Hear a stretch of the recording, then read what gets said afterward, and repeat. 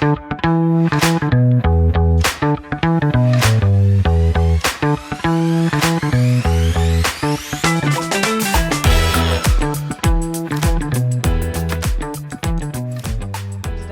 Dorchester's hyperlocal podcast with news, commentary, and analysis. We are back in Dorchester. Welcome back. What a place to be for a Dorchester podcast. I mean, it makes a lot of sense. Did you miss it? I did. Yeah, you were on the road. Yeah. Where'd you go actually again? Going back on the road tomorrow. But yeah, I was in Milwaukee and then New York City. Yep. That's right. How about you? I was in Orlando, Florida Ooh. with 4 children and my wife and Mickey. Mickey Nice. and the whole crew. Yeah, it was great. We had a great time. It was even a little bit less humid than it was here for a couple of days out there down in Florida. So still swampy, Yeah. but it's cooled off nicely here. So Yeah. happy to be back. Yeah. It was nice and warm in Milwaukee, but no humidity. So that was nice. My tech guy took me to a fencing tournament. Cool. Yeah. It was good. Did he win? He coached. Oh, good. Yeah. All right. Yeah. It was More nice. to come on that. We should do an episode on the whole fencing culture that's going on here. He just shook his head no. Okay. I noticed that you were so excited about our first story that you actually you jumped on it while you were on vacation, which is the Greenway Trail opening, the connector. Yeah, I did. Although I didn't know it was open until I read the Reporter when we got back from Florida. So I like when you read your paper. it's sometimes nice. a good idea for me to read our own newspaper, and I did so this week too. Yeah, that was the big news. Like July 4th, Independence Day surprise was the DCR opened the Greenway on July 3rd without really any announcement. Just No fanfare, no fireworks. none. And we just started getting text messages, or Seth Daniel did, Yeah. from neighbors like, "Hey, guess what? I just crossed the bridge." Do you think that's because Seth has the Force? Yeah, I saw his Jedi Knight certificate. I'm very jealous. Yeah. I'm gonna have to go up in the attic and see what I got up there.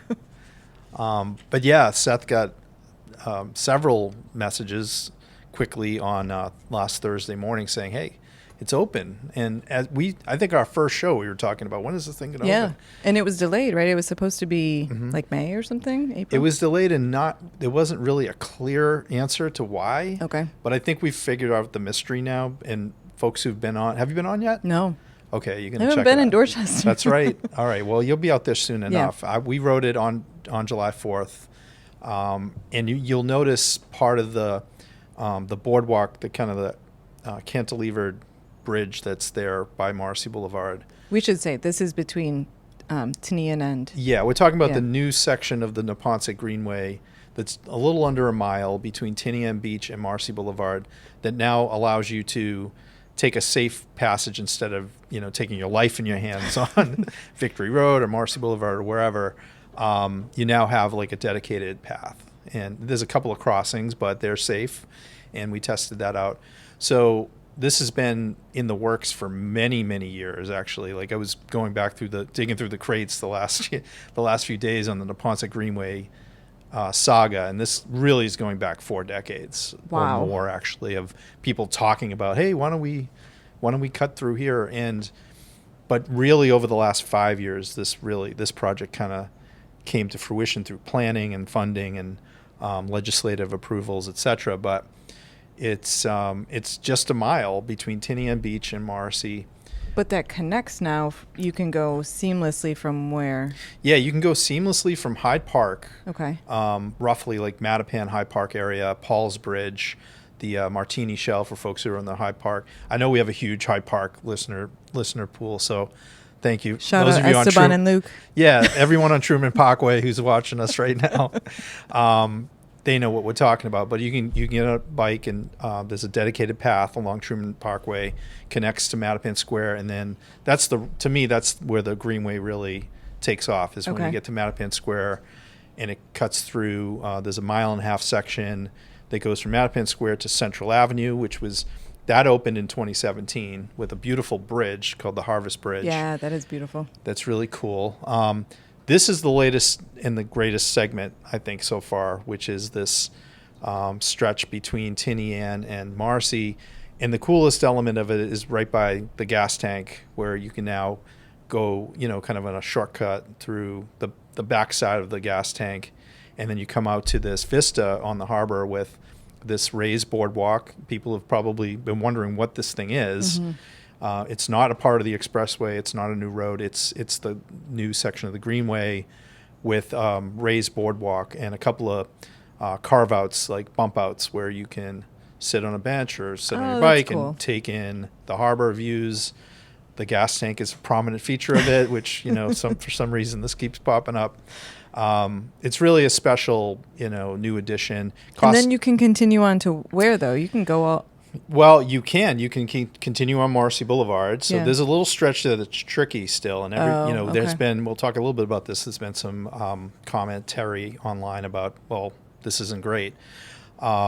Not to take away from the achievement of getting this open, but there are some segments of Marcy Boulevard that are still problematic for anybody, bike or just walking. Yeah. And we're talking about the Beads Bridge specifically, the drawbridge, which it's pretty narrow, like the sidewalk there, which is in rough shape and the concrete is crumbling. It's a tight passageway. Like you got to probably get off your bike to be safe and like walk through that stretch. Okay. But yes, you can continue on to the Boston Harbor Walk into Castle Island. All told, it's about 8.2 miles from Hyde Park to where this latest extension takes you to the Greenway, to Marcy Boulevard. So that's a pretty cool stretch. And, a lot of this goes back now to, I mentioned, to like the 1970s of master planning and state land takings. To take a quick step back, the Neponset River, for a lot of my lifetime, the first half of it anyways, was really walled off from the public. It was either fenced off or literally there would be buildings there, industrial uses, things like paper mills, auto repair shops, junkyards. There was a drive-in movie theater. There were just uses there that maybe once in a while, if you worked there or you were a customer, you would be there, but otherwise you couldn't get access to it. Okay. And it was polluted in addition to that. So really this is the culmination in many ways of like 50 years worth of advocacy, public officials stepping up to get monies behind these projects. But really the community saying, we want to use this river. We want to be able to walk along it. We want to be able to ride our bikes here. And it's also the reuse of old rail lines. So the core of the Neponset Greenway project back in the early 90s, mid to late 90s actually, was the repurpose of this old commercial rail line that much of it ran parallel to the trolley tracks, the Mattapan trolley. And it was freight cars. Like you couldn't. That was all fenced off. So because it was a commercial rail. Like it wasn't like the trolley where you can walk next to it or you can cross at grade at certain stops. Like this was barbed wired, like fenced off. Okay. And you'd have to actually go up and over it on little bridges that were created, like Butler Street Station, not far from my home. Like there used to be one of these old school, like you'd see them in New York, like something out of the Warriors movie or something, like a cage basically that you crossed over to get across the tracks. And I'm sure they were always nice and clean. Oh, they were so sketch. Like take your life in your hands time. It was a different time. Like we talked about this on the show. Like it was gritty and not so great. Those have all come down. They came down in the 80s. And then in the 90s, that's when the push came to like, well, let's repurpose this old right of way. And that's the core of what the Greenway was. What it's grown into is all these extra segments. The Neponset 2 Park, the Pope John Paul II Park, where you have these loops in there for bike riding as well, or for walking. And the segment we talked about in Mattapan and Milton that came online in 2017. So it's a real achievement because, people couldn't use these resources before. Or if you did, you were trespassing, Yeah. It's crazy, but this has been a huge achievement of like restoration and reclamation of a public asset that generations of people didn't even know was there. That's crazy. The way that rivers were treated in cities back in the 50s and 60s is kind of hard to understand. Yeah, and you talk about like from the federal level, EPA and the Clean Waters Act and these landmark pieces of legislation that frankly, right now we're benefiting from, Right. but that are also kind of getting ridiculed or They'll revised. likely be thrown out. Right. Yeah. Yeah. Fortunately for us at this moment, a lot of those decades and decades of work are coming to fruition. There's more elements that could come online, like the Marcy Boulevard rehabilitation project. I know that you and Seth Daniels spoke a lot about that last week, so I won't go. We did, and I want to do more on that, but Yeah, we won't go probably not chapter here. and verse Yeah. here, but Yeah. there's ways that the Morrissey connection can get a lot Yeah. safer, a lot more, Scenic even, right? Yeah, it could be really Yeah. nice. So, Yeah. but we wrote it on last Friday. It was great to just be out and just blue biked it, grabbed a blue bike at Butler Nice. Street Station, which I highly recommend. Not a big blue bike person traditionally, but my son is, and he showed me how to do it, and it was great. Did Linda Dorsina Forry go? I don't think she's made her maiden voyage on the Because on the new she's been section. pretty instrumental in making this happen. She was a big part of. Maybe not this segment, but yeah. Dan Hunt, to his credit, Dan Hunt has been a big advocate for this. And, Okay. I'd call him every few weeks, like, "Hey, what's going on with this?" And he was always on top of it. Dan Hunt he was a state rep from the 13th Suffolk District. Yep. By the way, for those keeping score, Dan succeeded Marty Walsh as a state rep in that district. Okay. And so he kind of picked up the baton in really working on this. Senator Collins as well. Obviously, both Governor Baker and Governor Healy had a role here in this particular segment. And the DCR is the key agency. But I guess I'd be remiss if I didn't shout out a couple of the local folks who were really instrumental. People like Paul Nutting, who's a Savin Hill resident, who really kind of pushed hard for this over many years. Maria Lyons in Port Norfolk. People who are part of the Neponset River Greenway Council, and the going way back, Boston Natural Areas Network, Neponset River Greenway Watershed Association, excuse me. A lot of advocacy behind this, and people like calling their state rep, calling their state senator, calling the governor's office, like, "Hey, this is important to us. We want this secured. done." Yeah. And cumulatively, you're talking tens of millions of dollars over a couple of 2 decades so far. Wow. So considerable, but when you think of the public benefits that come, I think it's a great investment. It's multi-use, right? Walk, bike? Walk, bike, yeah. No motorized anything on Okay. there. No scooters? I don't think you're supposed to have any motorized. Okay. You will see, of course, like a police cruiser once in a while Yeah. on there, and that's state police jurisdiction. But they sometimes we've seen Milton and Boston police out there as well. But I don't think you're supposed to have any motorized private Okay. vehicles, no. We did scoot a lot in Milwaukee. Yeah. Oh, okay. Yeah, they have the rentals there. Are those like blue bikes where you get them at the kiosk? The or whatever? limes. Yeah, they Cool. were great. Yeah. Yeah, maybe I'm wrong. I mean, I'm not really sure. I haven't seen a lot of motorized scooters on. In Boston. Well, I've seen a lot of those, but not on the Greenway. Yeah. And I think it's really better if it's not. Like a lot of dog walking. It's and people are scooting. People commute on this Greenway from wherever, South Shore into the city, and you can tell like these people they're booking it. Like they're moving pretty fast. You got to be aware of what you're doing on there. Okay. Cool. This is awesome. What great news to start out the week. Get out there and enjoy it. Yeah. It's perfect season for it. Let's move on to some development news down in Ashmont. So we're sticking kind of in the same area down in Ashmont Station region. This is where used to be the Ashmont Grill, and now currently is the Mix, and soon to be something else. Yeah, soon to be a 6-story building with 34 units of housing, and then there is restaurant space on the ground level, but not likely to be the Mix in the future from what we've reported so far. Now, this is the person who's redeveloping this actually owns this building, right? This is Mark Little? Okay. Mark Little and his company bought this property about 3 or 4 years ago now.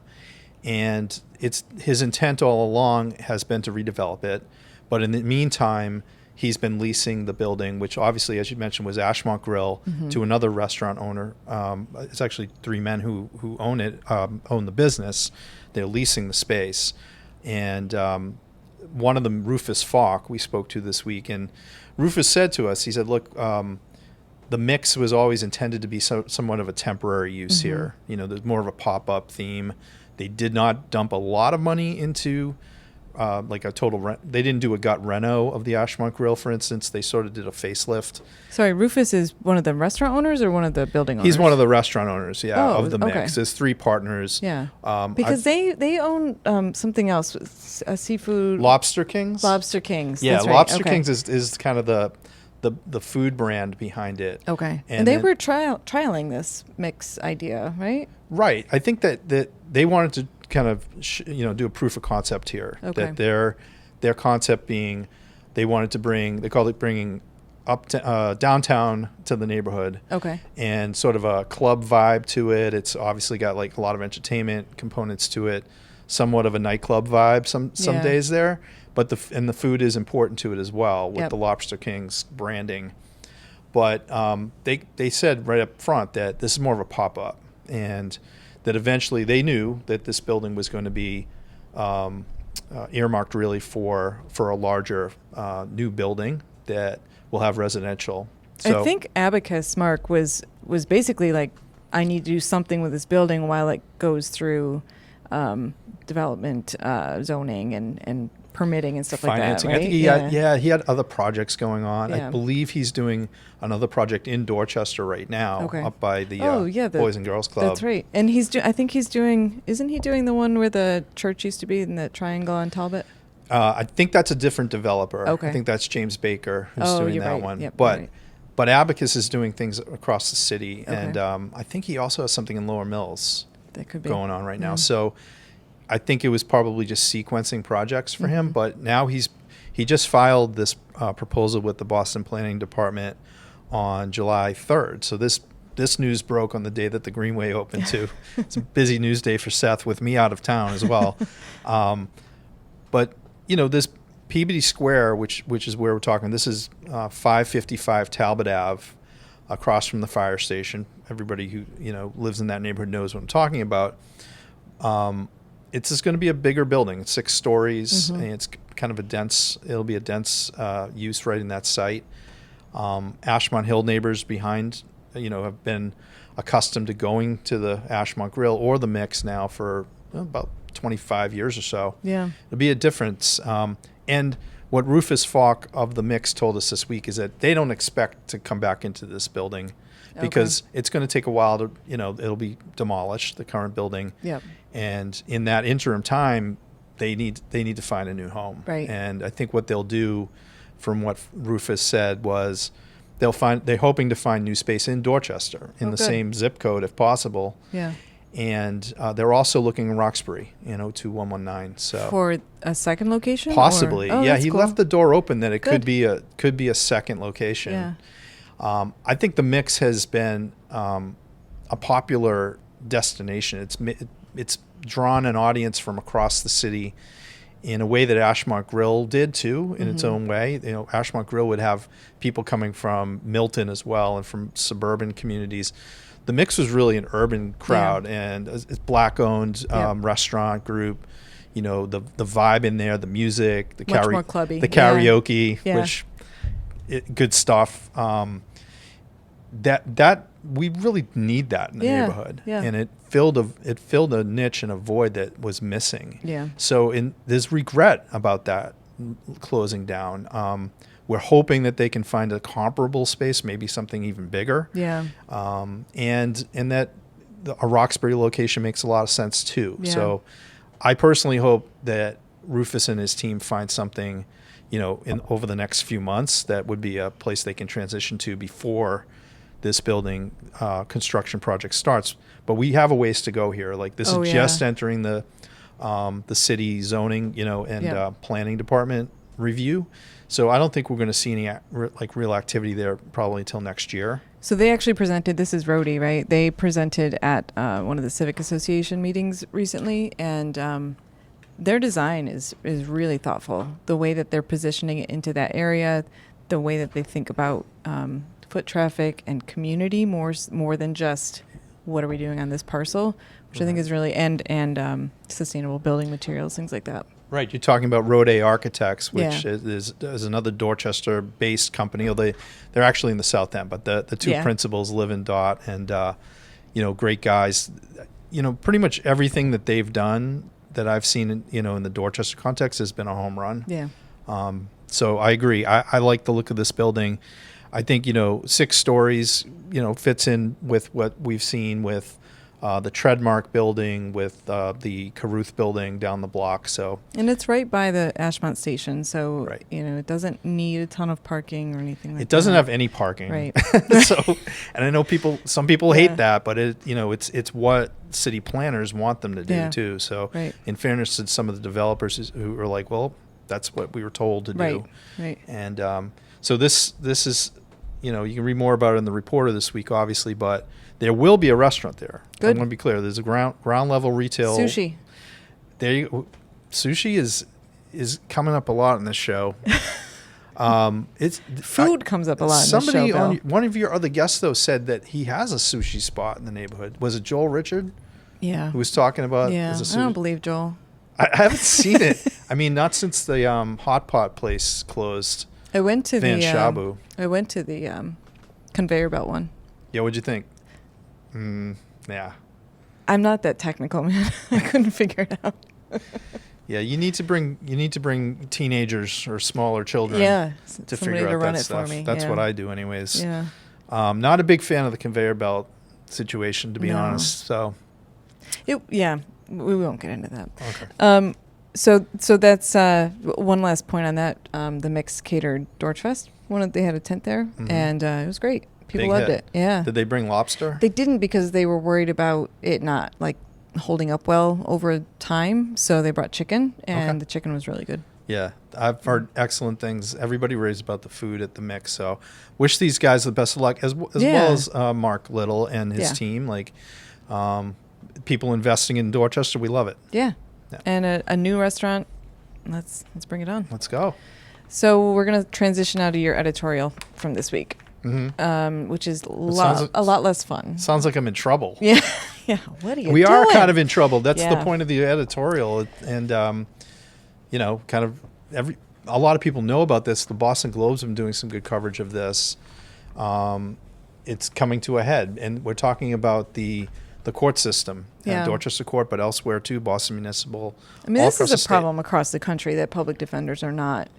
They're not paid well, and they're over burdened. Their caseloads are just way too high. But it sounds like Boston is particularly It's bad. particularly problematic in Massachusetts because they get $65 an hour.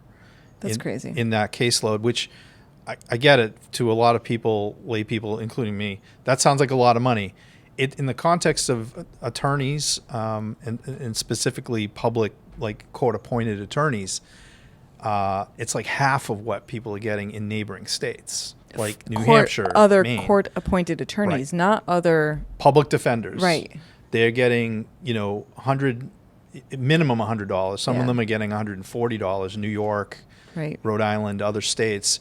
And then you look at private attorneys, and they're making 3 times that an hour, Right. 4 times that an hour. So you're making it so that the best and the brightest lawyers can't be public defenders Right. And to be clear, these are private attorneys technically, Okay. who elect to serve, not pro bono because they Right. are getting paid, but Right. they're working They're at much taking on these reduced cases, costs, yeah. right? Much reduced pay. And so, unfortunately, the state over many years now has failed to give them cost of living adjustment. $65 has been the rate for many years now. Yeah. And they're like, look, you got to bump us up. Right. And it hasn't happened. It didn't happen in this most recent budget. Surprisingly, even given this this work stoppage, which is essentially what we're going to talk about now, back in May, this group of private attorneys said, well, we're just not going to take any more cases if you're not going to adjust the pay. We have a big workload already. You've already assigned us a ton of things. We can't take on any more. So luckily, everyone in Dorchester and Boston said, okay, we just won't commit crimes. I wish that was the way it worked. And, if that happened, then nobody would be Right. having a work stoppage here. Unfortunately, crime goes on, the beat goes on, but people are getting housed in, whether it's lockup or they're getting, sent down to South Bay or wherever. Yeah. If they do commit a crime and it's serious enough that they're being detained for it, then some of these folks have been in prison waiting for a court, an attorney for weeks. And finally it came to a head with the Supreme Judicial Court the week before July 4th. A ruling came down that said, well, that's unconstitutional. Right. If they don't see a lawyer within 7 days, you got to let them go. 7 days. 7 days. And many of these folks, there was a backlog of over 1,000 people by then. The clock started ticking like in May. So this past Monday, the first group of prisoners were excused essentially or released. Yeah. Just a trickle to start with, but more to come for sure if this doesn't get resolved. So this editorial is highlighting that listen, for those of us in the city and everywhere, and a lot of communities that are impacted by crime, and it doesn't make sense. It is unconstitutional, and they're innocent till proven guilty. They should be getting a timely legal counsel. Yeah, right. And at the same time, what's this going to mean for our communities? Right. And we know the critical mass of arrests that are made. We report them every week on firearms charges, Robberies. Unfortunately shootings, larcenies, even shoplifting, which is a serious, you go into the drugstores now, the CVSs and the Walgreens, everything's behind glass and locked up because shoplifting has become a bigger problem. Yeah. There's actually sting operations that BPD is starting to conduct to try to just crack down on that a little bit, because that's the biggest growth we've seen in crime in a city that has seen a reduction in violent crime for sure, but these quality of life crimes have gone up. Yeah. And many of these alleged offenders are indigent and can't afford an attorney and won't be able to afford one. Right. And until this crisis, which we're now in, I think it's fair to say we are in a crisis mode when prisoners are getting released rather than arraigned. Yeah. It's going to be a problem. And I think, it's incumbent upon state, elected officials and the governor and other people who have, kind of the purse strings at their hands. They just did I think, $61 billion budget, and we couldn't find some way to address this work stoppage and get people, representation. So they're paid through the state. Yes. The budget just passed. I know. Well, how are they going to? $60.9 billion budget. Now, there is a $100 million pool for flexible pool for resources. That's so the governor can, if she needs to, come back in and cut some things out of the budget because the feds are going crazy and chopping everything, right? So, look, the state's in a bind. I get it. Yeah. But we're talking about this is not something you public can cut. safety, Yeah. Criminal justice, adjudication of court cases at every level. Yeah. And it's a problem. So I hope that this gets addressed, but how can it though? Logistically, if the budget's already passed, where do they find this money? They can do a supplemental. Okay. They can do a supplemental budget, and yes, I don't want anybody to have, the Beacon Hill to have to, work through their summer vacation or anything, God forbid. Yeah. But look, this is going to be a problem. Yeah. There's other people getting arrested now who will, that 7-day clock is starting for them. Yep. And these attorneys have said, look, we're just not going to take any. It's essentially a work stoppage at this point. So hopefully this level of attention that it's getting, the Globe did some excellent reporting, as I mentioned, about what's going on daily at the courtrooms right now, Boston Municipal Court, Dorchester Court. It's something we got to keep an eye on. Is this a call your representative situation? I'd say so. Yeah. Yeah, I'd say, hey, what are we going to do about this? Yeah. I mean, it got real this week when, up for the last month or so, it was, this is an inconvenience, it's an aggravation. Unless you're one of the prisoners who's been detained for a couple of weeks, that's more than an imposition.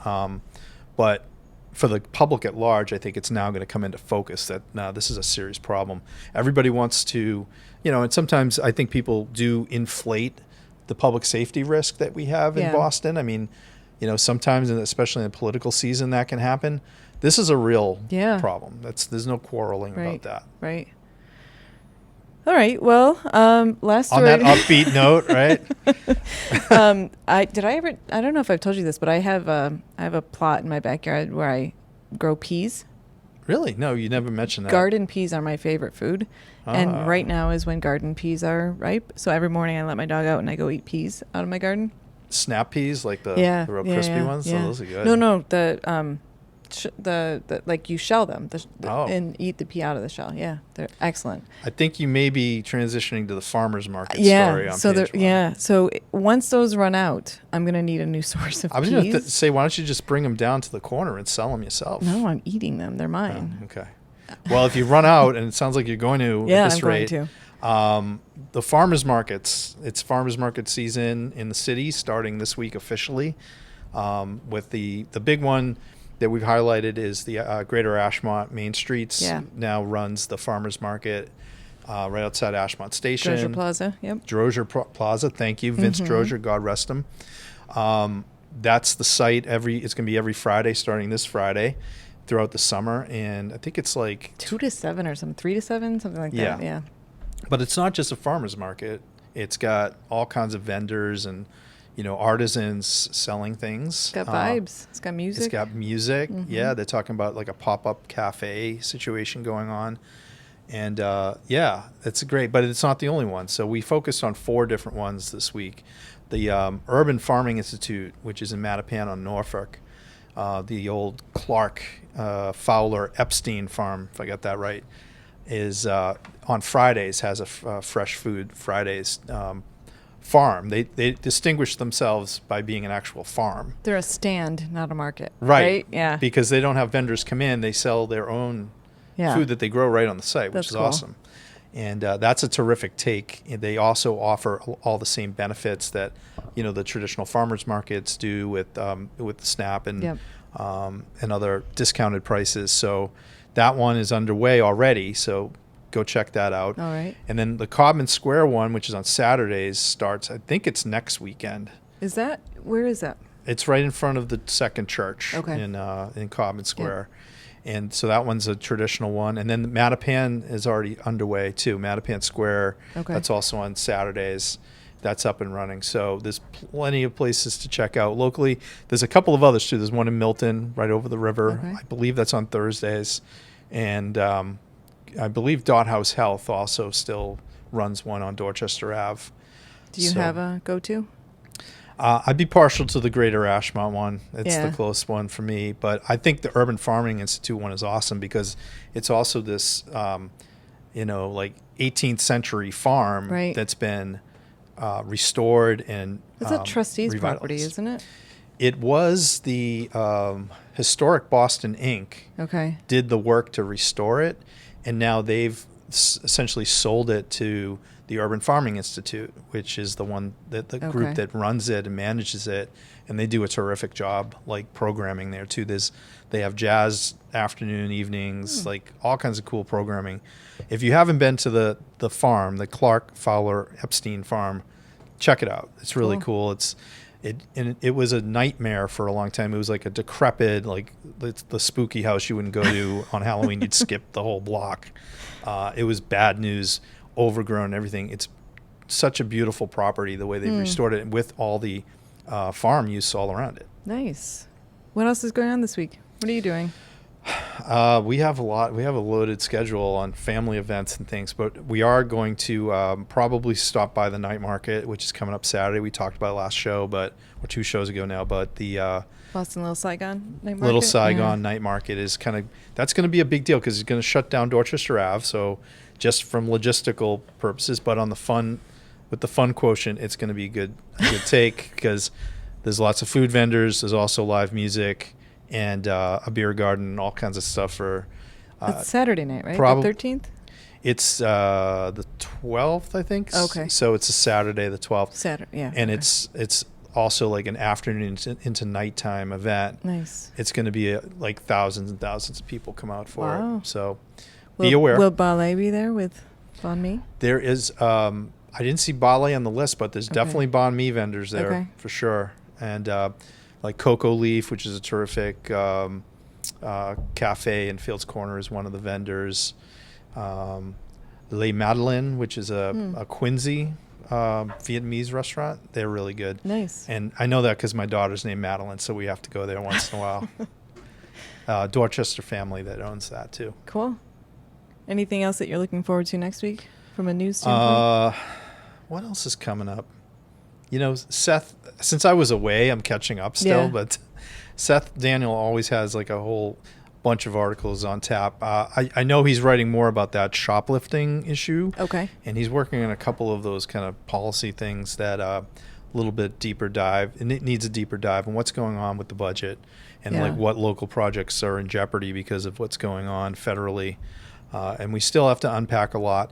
And then John Fitzgerald just put out some new information about his proposals for trying to deal with the mass and cast situation. Yeah, I saw that. And so we're going to be doing a more in-depth story on that as well. Okay. Yeah. Awesome. Well, we'll see you next week. See you then.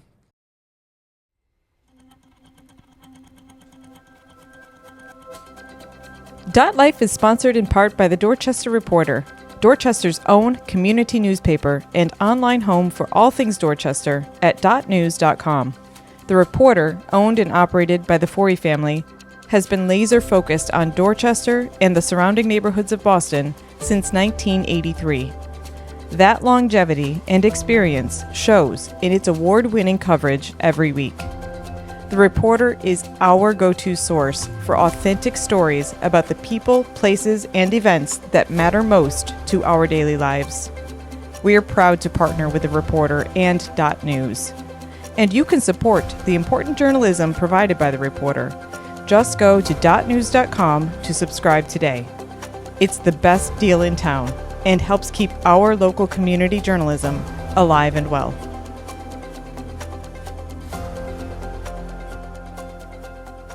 To DotLife. We are on location, if you hadn't noticed, at the top of Savin Hill, at the rooftop deck at the home of Bill Walczak. Thank you so much for having us, Bill. Happy to be here. We are talking Savin Hill today. Really? We're going to take a deep dive into this neighborhood, and who better to ask than Bill, because you are the president of the Civic Association and a longtime member. So, Bill, tell us a little bit more about yourself, who you are, what you do, and a little bit more about the neighborhood. Sure. I actually started my life in New Jersey. Wound up coming up to Boston to go to college, like many people do, and that was 53 years ago. I fell in love with a local and Dorchester girl, and wound up getting married. And moved into the Cobden Square area initially, Okay. where I got involved in starting the Cobden Square Health Center and worked there for 36 years. And after that, I ran the Kearney Hospital for a heartbeat or two, and then eventually retired from healthcare. Although I'd been very, very much involved in education and continue that. So I'm currently retired, but I'm on 15 boards of directors, It's not retired, Bill. and and including many that are in education. So I'm on the board of higher education for the state. I'm the chair of the board of Bunker Hill Community College. I'm chair of the Massachusetts Business Alliance for Education. I'm president of the Columbia-Savin Hill Civic Association, and on many, many other boards. And you write a weekly column for... Not a weekly, but at times it's been weekly, especially during the pandemic, because I am a public health kind of person. Yeah. And so I was able to write to try to explain what was going on and all the kind of terminology that was being used at the time. Actually for Christmas, my wife got me business cards, and on the back of the business card says columnist, Dorchester Reporter. So that's a thing I'm kind of most proud of these Nice. days. I feel like I have a lot to say, and I'm glad that the publisher allows me to say it. He's never interfered with anything that I've said, including times when I've been, kind of contentious on certain issues. And I've been in Dorchester now for 53 years, and in Savin Hill for 49 years. Okay. Or you Columbia-Savin Hill. I've been in Columbia-Savin Hill because I was actually the caretaker of the Blake House from 1976 to 1981 when I moved into Savin Hill. Okay. And you are at the top of Savin Hill. I think we are at the highest point right now, which is pretty fun. Great views. Yeah. Hopefully no rain. We'll see how it goes. But describe for us what are the boundaries of Savin Hill?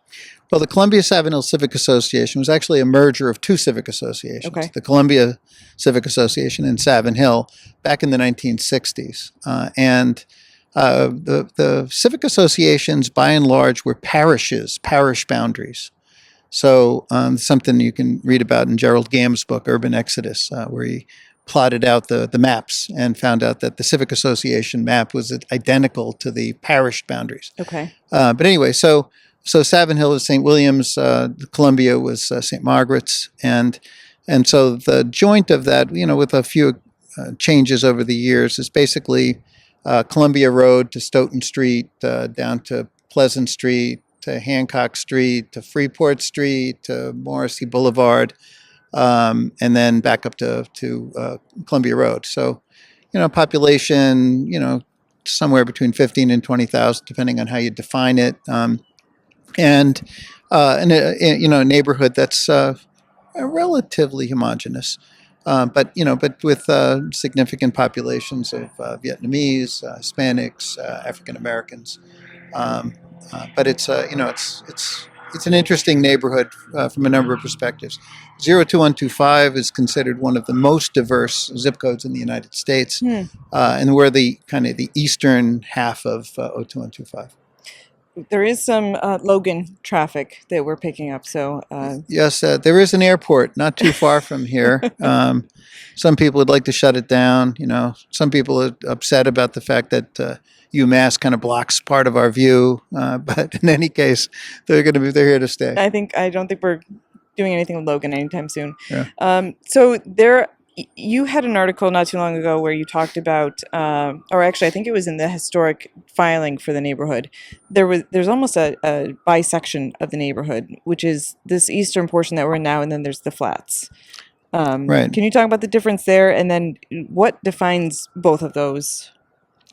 Well, it has been one community since 1630. Actually, the original settlement of Dorchester was in what's called Allen's Plain, which is basically Pleasant Street. Okay. Going over towards what the James Blake House is, and that was where the initial church was built. Was over at the end of Pleasant Street. Eventually became something called the Dorchester Athenaeum, which resulted in the nickname, which is called, I don't know if people still call it, but when I was living over there, it was the Affy. Okay. The Affy, that's what they called that little park over there. But in any case, and so initially the fear of the initial settlers, the Puritan settlers, was that the French were going to come by and try to take their land away. And so they had a law that all the houses had to be built within a quarter mile of the meeting house. Oh. And so all the initial houses were over there. This area in 1639 was fortified. Actually, there were cannon put up on top of here to guard against the French. Okay. The Indian population had been kind of wiped out by a plague, which everybody assumes was smallpox or other kinds of poxes that came with the white people from England. And so there weren't a lot of Native Americans in this area at the time of settlement. And during that period of time, there weren't any houses over in Savin Hill, which is now called Savin Hill, over the bridge, which is basically the bisected area where the Red Line and the Southeast Expressway go. Mm-hmm. And until basically when the steam railroads came through in the 1840s, then there were some houses that were built over here, and they tended to be mansions. I showed you a picture of one earlier. Big mansions that were built over here, and it was because of close to the water, breezes from the ocean, and that was an attraction for wealthy people. In 1822, Joseph Tuttle built a hotel where Cristo Rey High School is now, and that hotel was indicated that there were well-off Bostonians that would come out here for the summer to get away from the heat of downtown and be in an area where it was considered healthier. Sea breezes were considered healthier, and so that led to more and more houses that were built over here. But almost all of those are gone. Okay. Virtually almost everything that's in the Columbia-Savin Hill area, with a few exceptions like the Blake House and a few other properties, and in the Jones Hill area. were built after annexation. So there was a vote in 1869. Annexation happened in 1870 of both Dorchester and Roxbury, and so all of those big mansions were demolished. And so now we have these late Victorian era housing that was built with 3-deckers going in the kind of the valleys in between the hills. You go up to the top of Jones Hill, you'll see some beautiful Victorian houses. In Savin Hill, you'll see some beautiful Victorian houses, and then kind of in the lower level areas that that's where the 3-deckers came in, and they came in because the trolley cars were built. Trolley car lines were built in the late 1890s. Okay, and that's when you start seeing all the 3-deckers.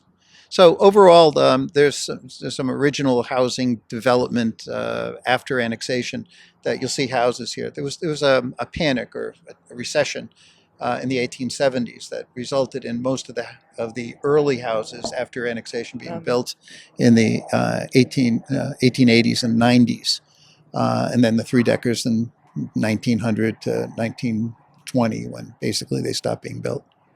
you mentioned Tuttle. I believe he was the one who named Savin Hill, Yeah. right? Yeah. The original name for Savin Hill is Rock Hill. The Puritans named it Rock Hill because it's obviously a lot of rocks. It's called Roxbury Pudding Stone up here. Yeah. A lot of people think it looks like concrete. And so I often, when people come up there, say, why do they pour the concrete in those weird areas? And it's like, well, no, it's actually Roxbury Pudding Stone. And what I've been told is that the British had the English people that came here that kind of look like the pudding that they ate. We think of pudding as being kind of smooth. They have it really chunky. Okay. So anyway, so the Roxbury, so they called it Rock Hill, and from 1630 to about 1730 when it became known as Old Hill. That's worse. Yeah, OLDE Hill. And then Joseph Tuttle came about and decided Old Hill was not an inducement to come out here for the summer. So, and actually, Savin Hill is a misnomer. Savin tree was actually, Savin was a bush. Okay. But people in the 1820s, 30s, 40s thought of eastern red cedars, and they kind of misnamed them Savin trees. Oh. So the eastern red cedar was the predominant tree. There's very few of them around now. We planted a few for the 100th anniversary of the park back 10, 15 years ago. But they're eastern red cedars. Okay. So if you wanted to call Savin Hill Eastern Red Cedar Hill, that would be more accurate. I think we should make a movement. But Savin Hill sounds better anyway. You talked about a little bit about the war, the fortifications against the French, but it also played a role in the Revolution. Yeah, George Washington had troops stationed here, and in 1906, when the park was purchased, the Worthington land was purchased to make Savin Hill Park. There were actually two buildings that housed soldiers of the Revolutionary Army, the Continental Army, that were up here. They were at some point they were demolished, but they were up here at the top of the hill. There's interesting. There's a famous painting from was it 1819? I think it was. Yeah. Of soldiers that were at the bottom that used to gather in the summertime to do their whatever mustering or whatever they did at the time. But this famous painting, it's in the old State House. That's Savin Hill from that period. So it was used. Edward Everett, when he was growing up, used to talk about coming up to the top of Savin Hill to play. And so this hill has been an important part of it. After annexation, the Parks Commission of the City of Boston, having this new land, were looking for places to add parks to the early Boston area, and so Savin Hill was the prime place for it. Great view and all that kind of stuff. But the Worthington family refused to sell it. Okay. Eventually, the Worthington family made a deal with Mayor Honey Fitz, but he wasn't the one that actually was able to buy it. It was the Hibbing, I think, was the mayor after him. Okay. But the deal was, we'll forgive your $30,000 in back real estate taxes if you sell it to the city, and that's how Savin Hill Park became a park. And it was a real community kind of thing. And I think of the activism of the community as being an essential part of what it's like to live in this neighborhood or live in Dorchester in general. that Dorchester Divine Intervention podcast talks about how there's more activists in Dorchester than any other place on the planet. And sometimes I think that's absolutely true. Our civic association is a very active group of activists, and all of Dorchester has civic associations or neighborhood councils or neighborhood associations. And so there's zillions of people that really love their community and want to make sure that it's the best community it can be. Yeah, absolutely. You mentioned some names already, but who are some other notable folks who lived in Savin Hill over the years? Well, George Wright is in the Baseball Hall of Fame. Okay. He had a house over here that was made of a landmark, but unfortunately the city council overruled the landmark status so that Seems it could unusual. be. Yeah. It was the only time it ever happened. So it could be demolished and 8 houses could be built over there. Okay. But in any case, George Wright and his son, I don't know, Eben or some one of those old Yankee names, who was in the International Tennis Hall of Fame. Oh, athletic family. So yeah, right. So it was, that was another person that a family that was in Savin Hill.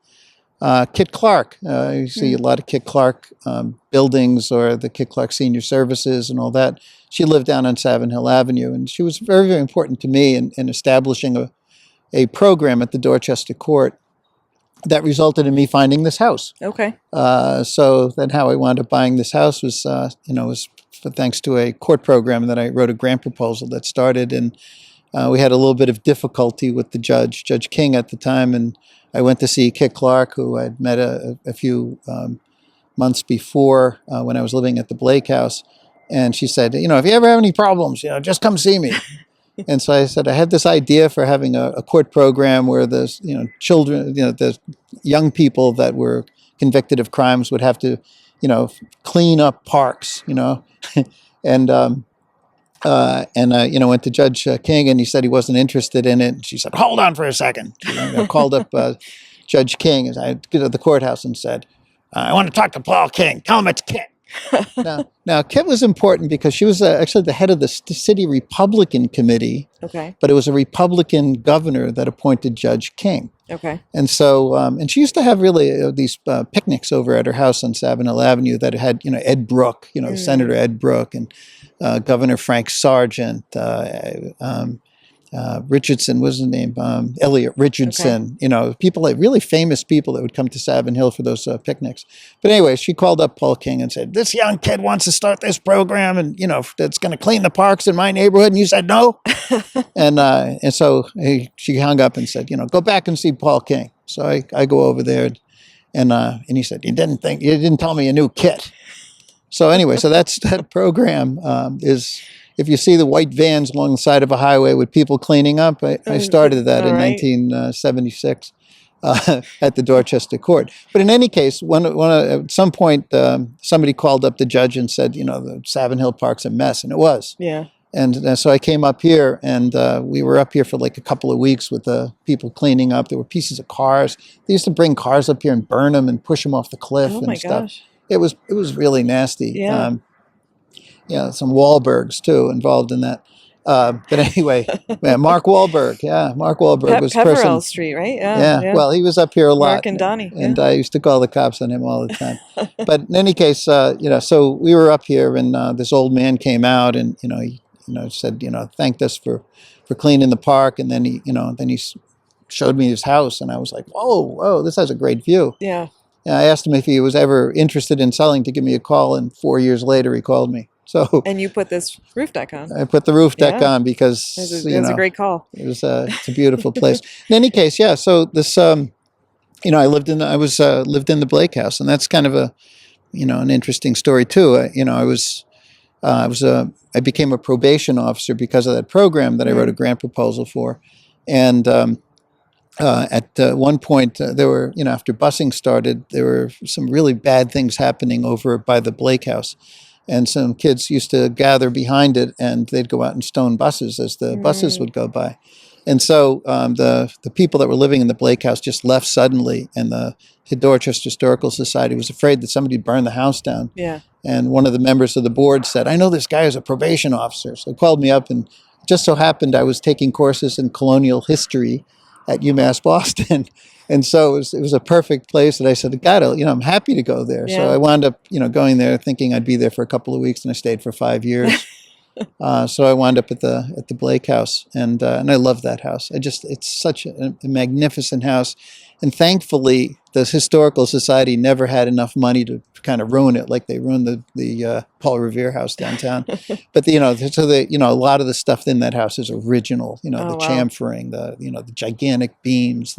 It's a beautiful house. That's great.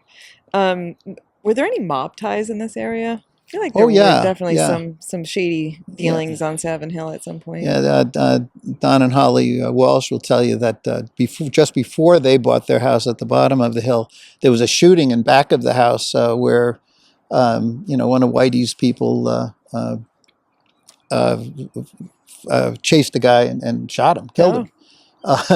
And then there was another case. If you read Black Mass, the book Black Mass, there was an incidental shooting that Whitey Bulger did where he killed the wrong person. And I hate when that happens. Yeah, and he wound up coming over to a house on Savin Hill Avenue and said, geez, I killed the wrong, I thought it was Paulie, but it was really Peter, and I wound up killing him. And apparently the guy that lived in the house said, oh, Whitey, it's okay. Don't worry about it. Let's have some steaks. That's in the book. They didn't like Peter either, apparently. Yeah. It didn't matter. Anyway, yeah. So there was some kind of thing, but it's in some ways the Savin Hill over the bridge was kind of a place where people from Southie wound up, if they wanted to get a driveway or something. But the Savin Hill area, the Columbia-Savin Hill area, actually has some lovely streets in it. All along Pleasant Street, just a beautiful street. It really is. And even it has a lot of 3-deckers, but they're really lovely 3-deckers in great shape. You got the Blake House over there on Columbia Road, and right around the corner, you got the 2 clap houses. So there's a lot of history there. Edward Everett was born and raised in a house that was across the street from the Blake House. Speaker McCormick, John McCormick, who was Speaker of the U.S. Congress during the Kennedy administration and Johnson administration, lived on Columbia Road in a 2-family house over there. You got Upham's Corner, the burial ground up there was established in 1630. The first gravestone was Bernard Capon, 1638. Wow. That stone is in the Museum of Fine Arts. They put a replacement stone in for it. But there's slave stones in there. There's interesting, some beautiful stones. There's some really interesting history in that place. So that whole area of kind of Edward Everett Square and within like a half a mile of it has tremendous history. Yeah. And it's actually one of the things I love about Dorchester is that we've participated in virtually everything that America has ever done here. Right. From abolition, John Codman in The Minister that Codman Square is named after is an abolitionist. And there's just so many aspects of the First Parish Church up in Meeting House Hill, so from the Revolutionary War to, even earlier than that in colonial history, to raising soldiers for the Civil War, World War I. There was actually spotters up here for U-boats. And so, just it's a fascinating place, not just from war, but from social movements as well. Right. So overall, it's one of the things that really attracts me to Dorchester, just the tremendous history that we have. Well, so talk about Savin Hill today. You did mention it's a somewhat homogeneous neighborhood, but also has some diversity. What are the makeup? Who lives here? What do they do? Are there families? Is it mostly renters, owners? What's the general vibe? Well, it's changed an awful lot in the 50 or so years that I've actually 49 years that I've been in Columbia-Savin Hill. And so, initially it was very, very parish oriented, lots and lots of Catholics. Yeah. And since basically starting in the 80s, up until about 1980, you were kind of assigned to a parish, and you couldn't go outside your parish. So your social life, your religious life, your jobs oftentimes came from people that you knew from your parish. And schools too were tied to parishes, right? Absolutely. Yeah. St. William's School, St. Margaret's School. There were 11 Catholic schools in Dorchester at one point. And so, so that was, in this section, it was St. Kevin's, St. Margaret's, and St. William's parishes that were really, really, kind of organized the community. And the schools were the places where people sent their kids. But that all started breaking down in the 1980s and 90s. And then, with the priest scandal and all that, a lot of changes happened. Then they closed St. William's, they closed St. Kevin's. We wound up with St. Margaret's becoming St. Teresa of Calcutta. And so that kind of thing was a major change. And then the schools changed. Yeah. So the glue that kind of held these neighborhoods together, for better and for ill, started disappearing during the time that I've lived here. And so the Civic Association is kind of become the kind of organization that thinks through, like, how do we build a broader sense of community? Yeah. How do we get people to know one another? And and so the Civic Association has an events committee that has numerous events during the year, whether it's the Halloween parade or we sing Christmas carols outside. Just before Christmas, we have a picnic in the middle of the summertime. There's sales of the spring sales of plants and stuff like that. Just a number of things. A music event in the fall. So there's a lot of things that we hope will bring people together. But we're also looking at ideas like having a welcome wagon. Let's try to find out who are the new people moving in, and introducing them to the neighborhood and all the institutions and organizations here that are really important, but people might not know. I mean, the Cristo Rey High School is a fascinating place, where the students there work 1 day a week, and that pays their tuition. And it's a free school. It's a free Jesuit school for the students that go there. It's a fascinating idea. It came out of Chicago, but there's beyond that. There's the Historical Society. There's the Boys and Girls Club. There's just so much in the area, and not just the history and stuff like that, but things that people should know when they move into a neighborhood. Yeah. And we should also be doing things like teaching people about how do you navigate the school system. How do you change your heating system to heat pumps?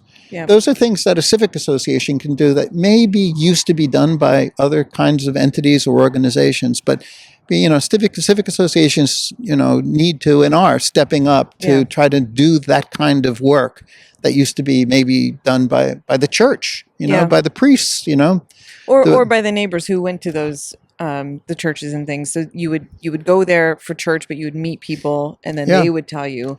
And now that doesn't happen as much. So, right, doesn't happen or as much. But in any case, so there's opportunities to do that, to create a greater sense of community, to give people the opportunity to participate in community efforts. I mean, on my street here, it's like we all know each other. During the pandemic, we used to gather outside, even in the wintertime.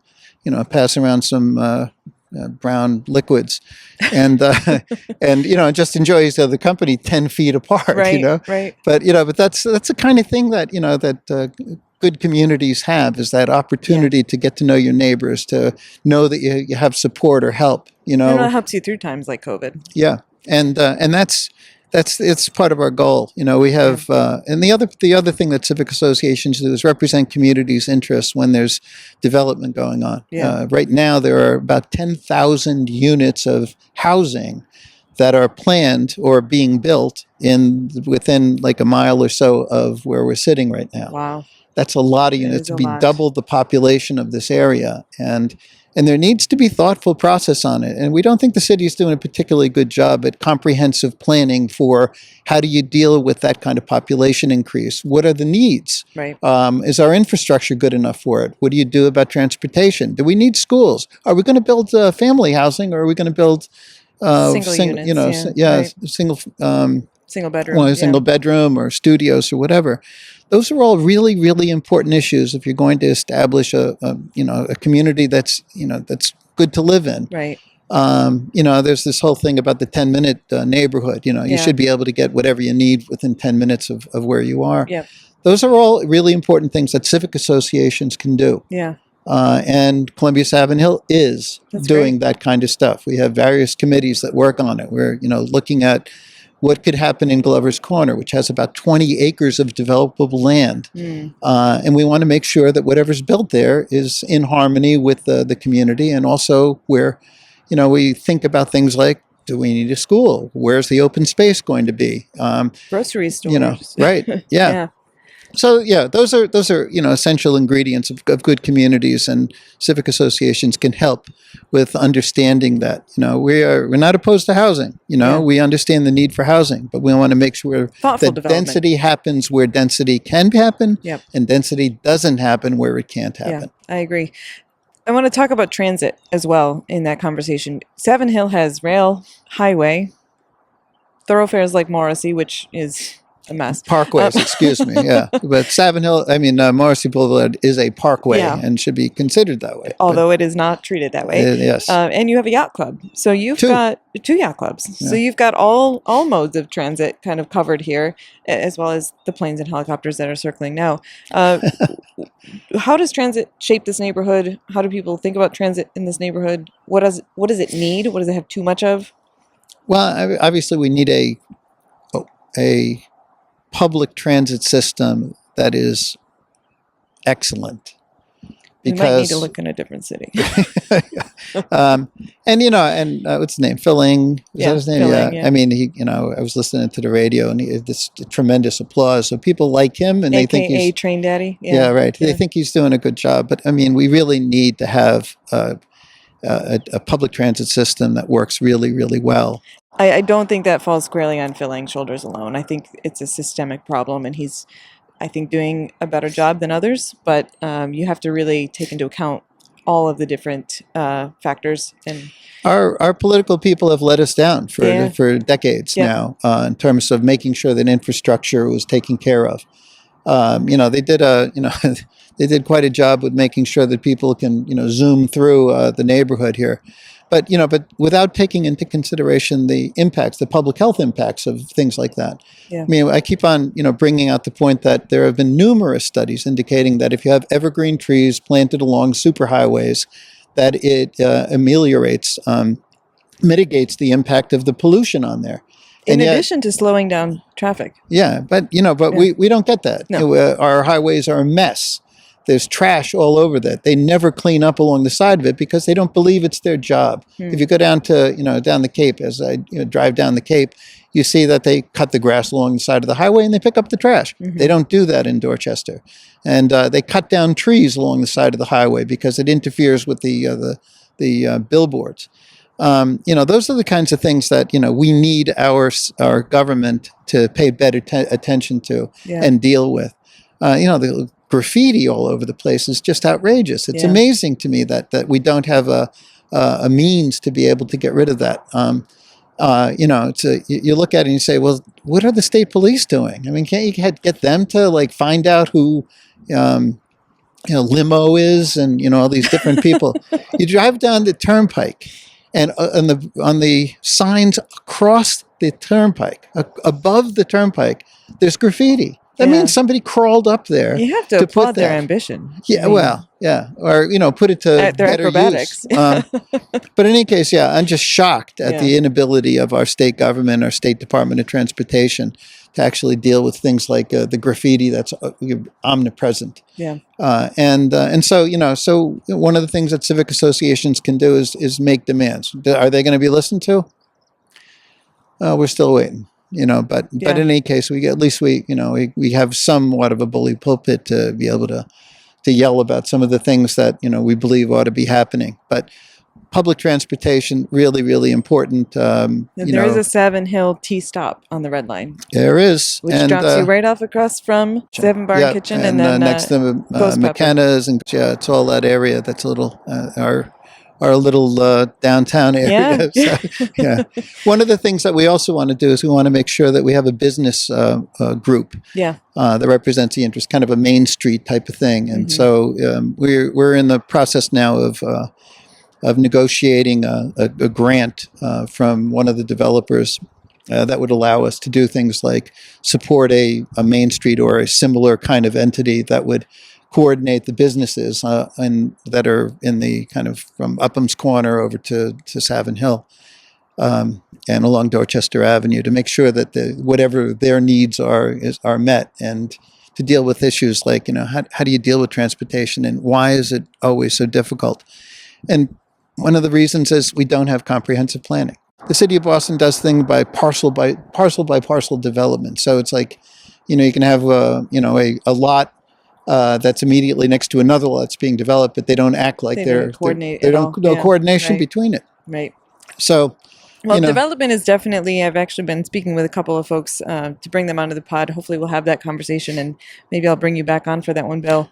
Oh yes, I've written for the Dorchester Reporter. You have some thoughts on those issues. The Zoning Board of Appeal, which really, I suggested recently to the city that that we need a home rule petition that changes the makeup of the Zoning Board of Appeal, because 91% of the cases that were brought before the Zoning Board of Appeal last year were approved.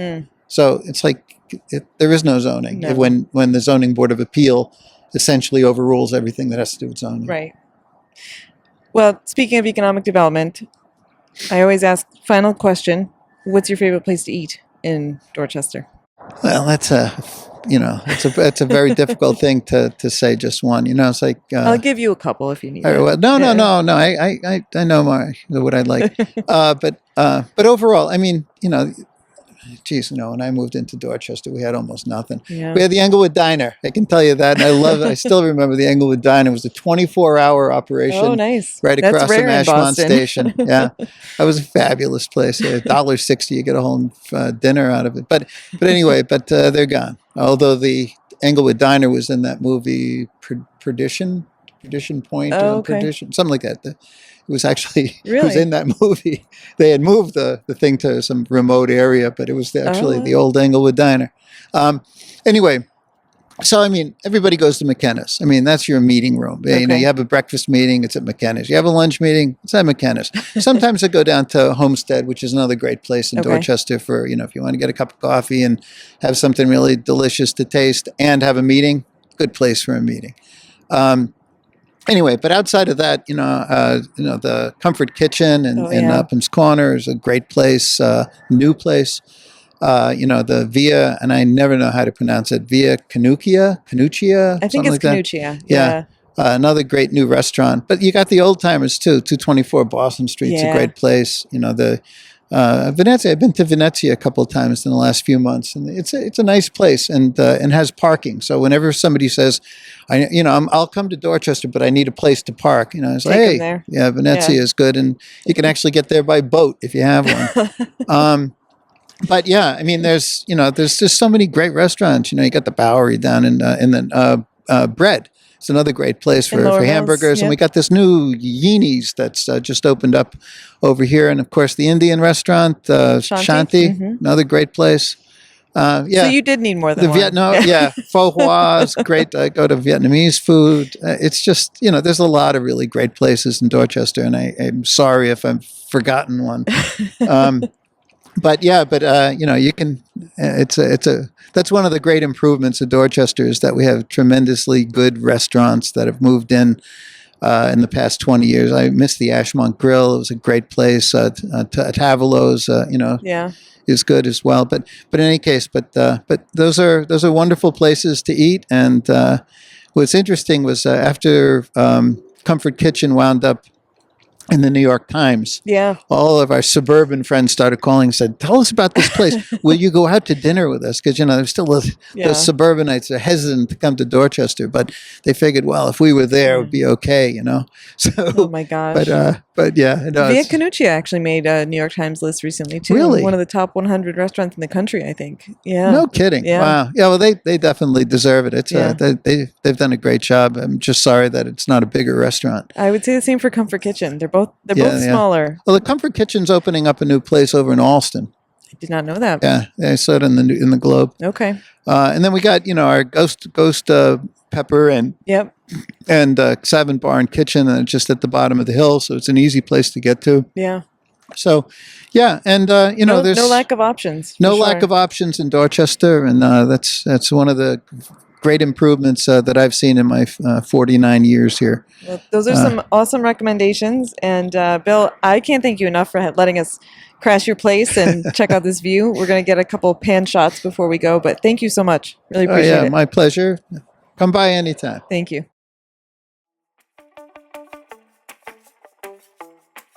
DotLife is supported by the record company, Boston's leading provider of accessible music creation spaces. The record company is addressing the critical shortage of affordable creative space in our city, serving over 4,000 monthly users across 131 communities. They've preserved 47,000 square feet of professional studio and rehearsal space at rates 60 to 90% below market value, ensuring Boston's musicians have a place to create, regardless of economic means. But they're more than just affordable space. They're building career pathways through partnerships with Bunker Hill Community College, offering professional certification programs that lead to sustainable music careers. This vital work is at risk. As creative spaces continue to disappear across Boston, the record company needs community support to maintain these essential resources. Their Amplify Boston campaign directly funds space preservation and career development programs. Visit therecordcompany.org today. That's therecordco.org to donate, become a monthly supporter, or learn about partnership opportunities. Every contribution helps keep Boston's music ecosystem thriving. The Record Company, creating accessible pathways to music creation since 2010.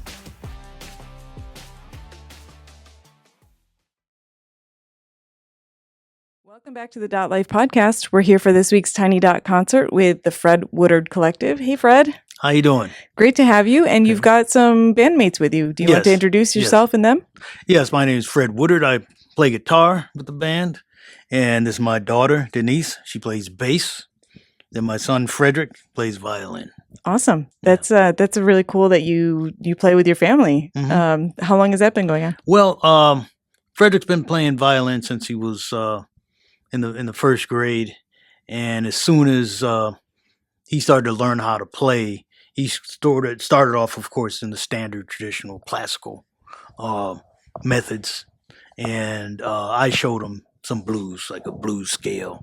And I showed him a few blues licks and things like that. And he continued to, of course, study in the classical tradition.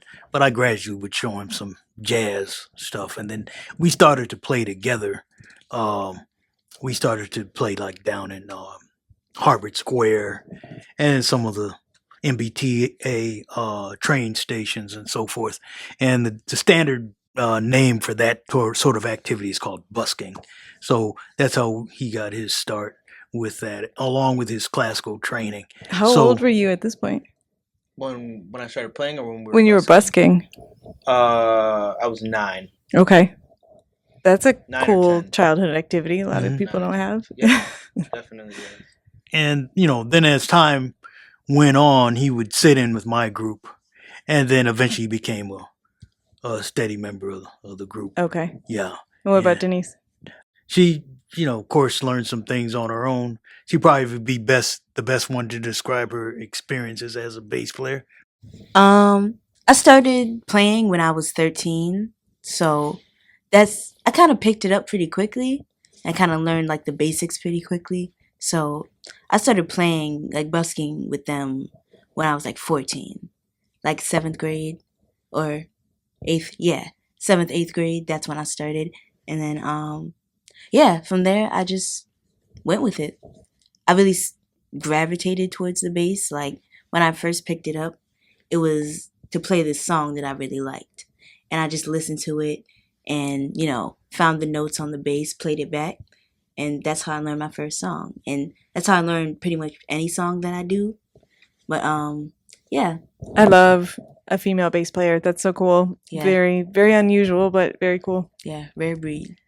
And the violin also is kind of a unique instrument. Probably not tremendously unique in jazz, but kind of. I don't see a ton of violin, and I think that your style is really cool. Do you want to talk about how you found the violin? I found the violin through a program at school. These people did a demonstration at my kindergarten school, and I'm pretty sure that's what inspired me to come home and say that I would like to play the violin, as an extracurricular activity. So I'm pretty sure that was around the first grade. Okay, and you both went to Boston schools, right? Yep, I graduated Tech Boston. I graduated from Latin Academy, but we actually went to the same kindergarten school. Okay. And same, And elementary. Okay, nice. And I forgot to mention you're from Dorchester. You guys live in Upham's Corner? Yes, we live in the Upham's Corner area, kind of like in between Upham's Corner and Nubian Square. Okay. Guess they call that the Dudley Triangle. That's probably like the official name of the area, but I usually say we live near Upham's Corner because Okay. it's pretty much that's the general area. And I heard you mention earlier, Frederick is the third. Yeah, he's the third. Yeah, my father, of course, is Fred Senior. I'm Fred Junior. I really use that ending to my name. I rarely call myself that. I just say Fred Woodard. But sometimes I'll say his full name, like if I'm introducing the band. Or when But you're usually I yelling just at say him. usually I just say Frederick. you Yeah. know, and I'm Fred. He's Frederick, just to make it different. So was your father also musical? He Or was. is He was musical in that he listened to a lot of variety of music. Okay. Anything from gospel to blues to rhythm and blues to jazz, of course. So my household when I was growing up was filled with a variety of things, including jazz. So by the time I was like, 10, 11 years old, I knew who Miles Davis was and John Yeah. Coltrane, and those folks like that. And Louis Armstrong. I mean, all those records were playing throughout Yeah. my household. So And you really kept that with you. I mean, you've been Yeah. playing this kind of music for Yeah. a long time now. Mhm. That's cool. Talk about, your inspirations. You mentioned a few of them, and I know you're going to play a little bit of Jackson 5 later. Yeah. Well, I've recently recorded an album called Indigo, and in that album, it's all blues songs, but Okay. they're all done in a different kind of way. So, like I was saying, I was inspired to become a musician by seeing them perform. Yeah. Like there's a show called the Ed Sullivan Show. Anybody my age knows. What I've that seen was Ed about. Sullivan. That was Yeah. The Beatles were on That was there. a big deal. And so when I saw them on that particular show, I said, "Hey, they're about my age. I can do it. If they can do it, I can do it." So basically, that's how I got into wanting to play the guitar. I mean, Okay. it just so happened that my dad had an old guitar laying around, and I would kind of mess with it. And then eventually I started taking some lessons and so forth and picking up a little here, a little there. And there were, of course, other guitar players besides Tito Jackson that inspired me. There was, of course, Jimi Hendrix at the Yeah. time. He was popular. I liked also like B.B. King, and my dad turned me on to Wes Montgomery. From Wes Montgomery, I found out about George Benson. Also found out about Grant Green. And there were some other guitarists like Joe Pass, whom I met at a clinic when I was still in high school, and also Chuck Wayne, another jazz guitarist that I met, when I was, still in high school. And then in my summer of my sophomore year, I came to Boston for a summer program at Berkeley.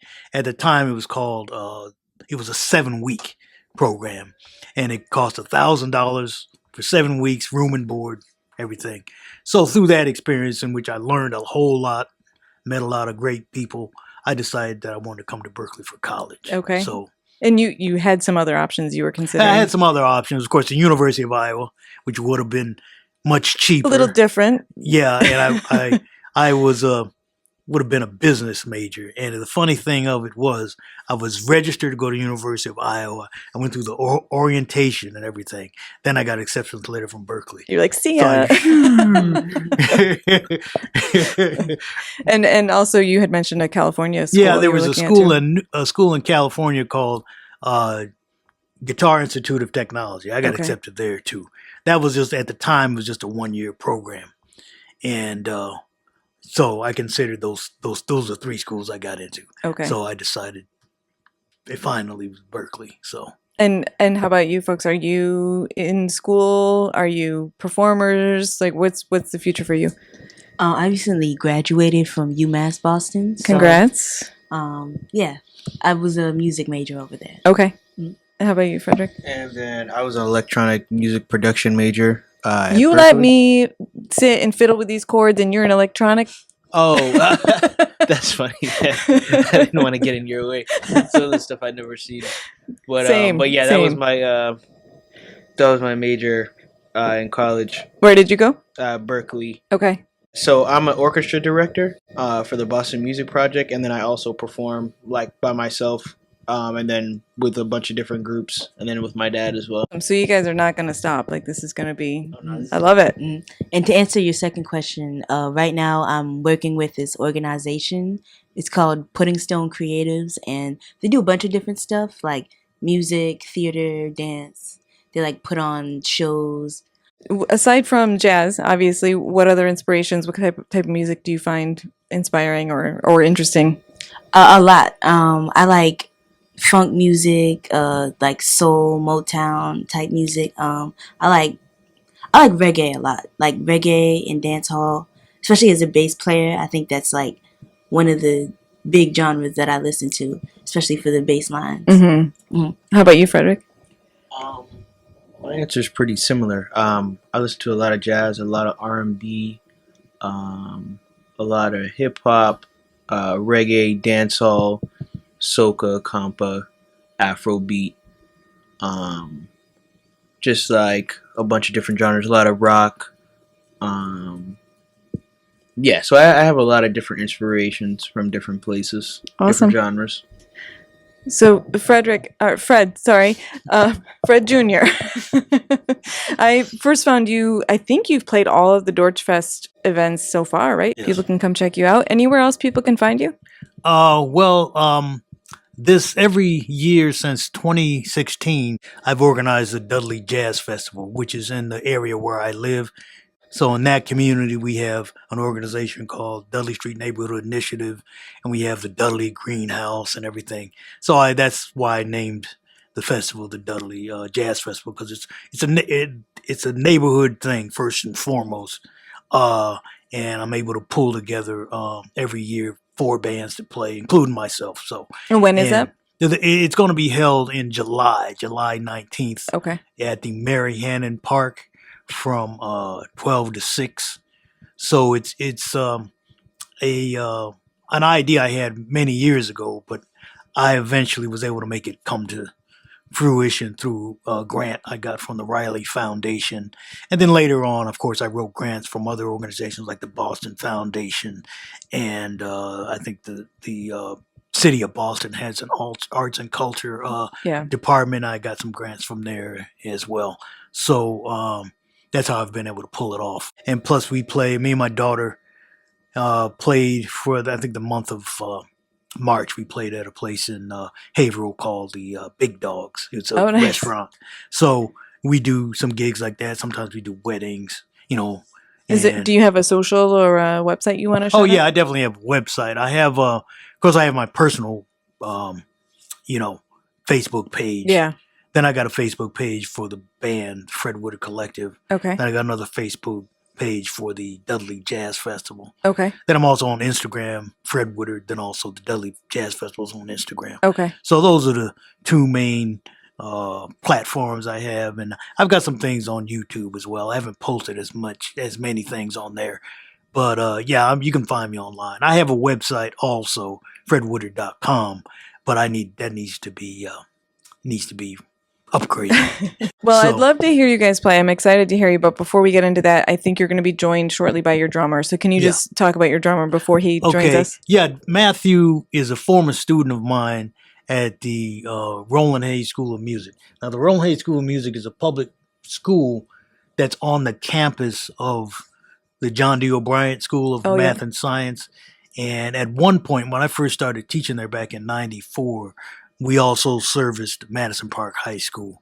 So right now, we're just strictly affiliated with the John D. O'Brien School. We're the music department for that school.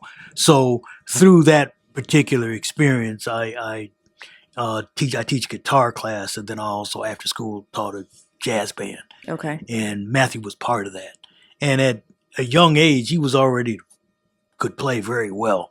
So while he was still in high school, I hired him for gigs, you know. So he's been playing with me quite a while. Of course, I've used, you know, different drummers here and there, but as of late, past maybe 6-7 years, he's been playing with me as my steady drummer. And he went to Berkeley on a full scholarship, and he's quite busy as a professional musician. So he's all over the place. So, you know, I'm happy. I'm glad we got him for tonight. And I was happy to give him his start. I think he started out mainly playing in church. Well, I knew you were a teacher because earlier you threatened to use your teacher voice if you needed to. Yeah. So I'm glad we didn't have to do that. But well, I'd love to hear you guys play. Do you mind if we run through a few? Oh, yeah. Awesome. Yeah. Fred Thanks a Woodard lot. Collective. We got Frederick Woodard on violin, Denise Woodard on bass, Matthew Williams on drums, and myself, Fred Woodard, on guitar. We're going to start off with an original composition. This is entitled Crossover, and it's dedicated to Albert King. Actually, I got the title from one of his tunes called Crosscut Saw. So I kind of play on words. And I took a piece of his solo and developed a theme out of it. Okay, so here we go.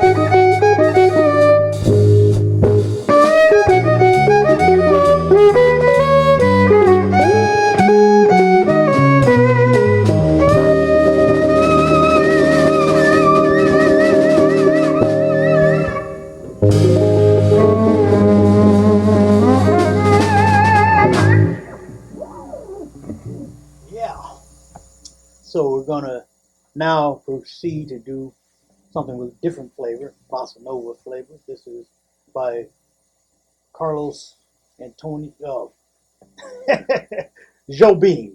Carlos Jobim. I know he's got a middle name. I forget the middle name. But anyway, Antonio Carlos Jobim. And this is called Wave. 1, 2, 3.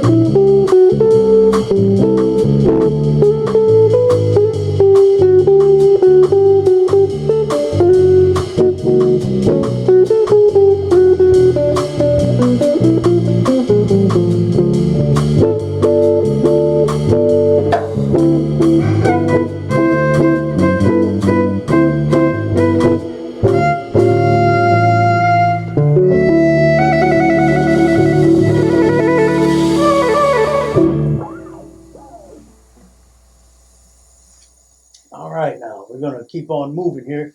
Next one is another original composition.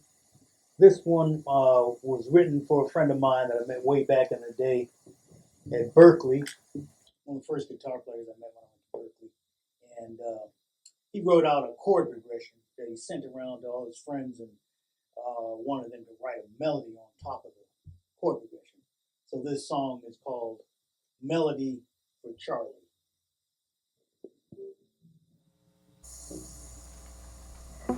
One, two, one,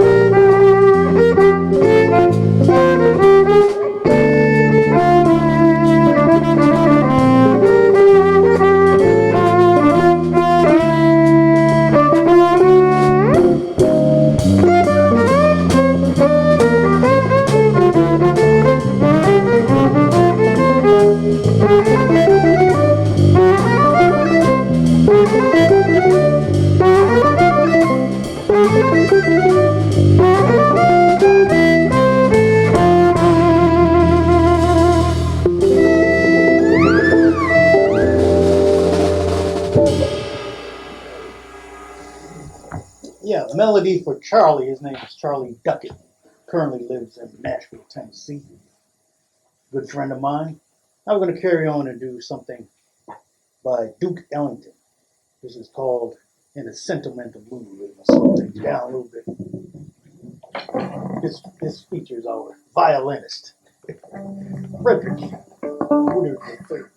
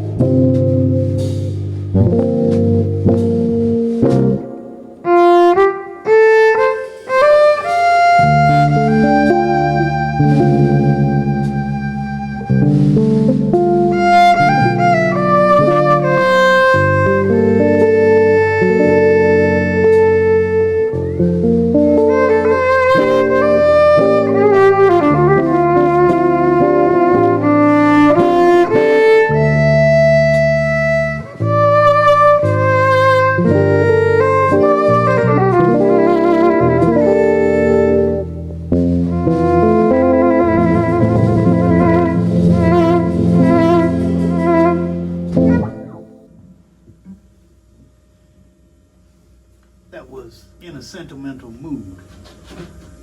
Now we're going to conclude our set with a tune that I wrote for Michael Jackson. Also, I really should say the Jackson 5. They're the people that originally inspired me to play music. So the official name of the tune is MJJ, dedicated in memory of Michael Jackson and Tito Jackson. And this is a song that was based off of a tune they did way back in the day called Going Back to Indiana. So it's a blues with a bridge, inspired again by one of my favorite groups, the Jackson 5, also known as the Jacksons. So anyway, enjoy.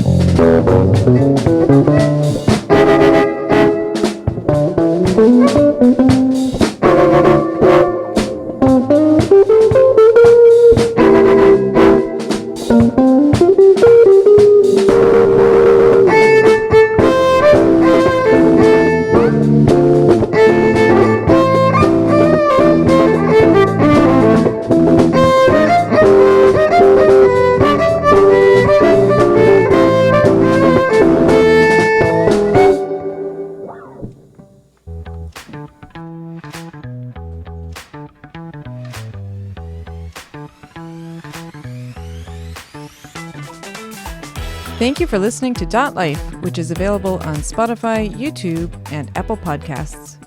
DotLife is produced and edited by me, Erin Caldwell. Technical support is provided by Yasser Mahmood and John Forry. Additional support is provided by the Dorchester Reporter and the Record Company.